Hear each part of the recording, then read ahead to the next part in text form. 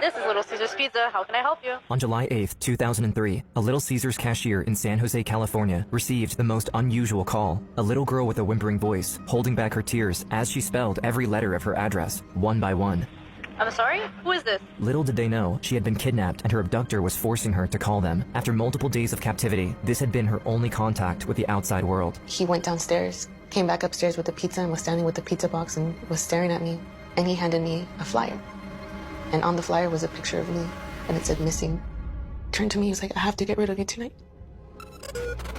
Kidnapped, assaulted, and held in bounds, 9-year-old Jeanette Tamayo was long gone when the police finally arrived at the scene. A young girl was abducted from her home after school. The police later got their hands on some footage from a nearby security camera, but it was quickly deemed useless due to the low quality of the recording. Police have no leads in the disappearance of 9-year-old Jeanette Tamayo. After days without any development in her case and no statewide Amber Alert issued, Jeanette knew she had to take matters into her own hands. My fear turned into courage, and I told myself, I'm a fighter. I'm gonna make it.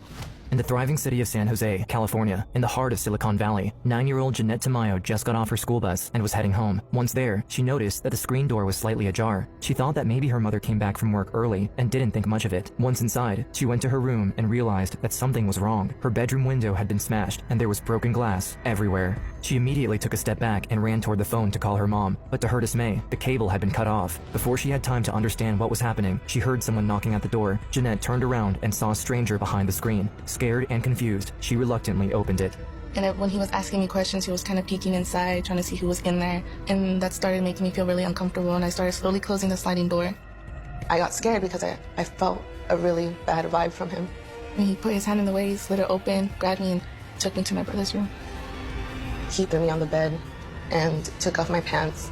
Out of respect for Jeanette, we won't cover the assault, as it is extremely graphic. After he was done, her attacker handcuffed her and tied her legs together. He then carried her to his car parked in the garage. There, the man tried to open the door, but couldn't lift it more than a few inches before he saw another vehicle stopping right in front of the garage. From the back seat,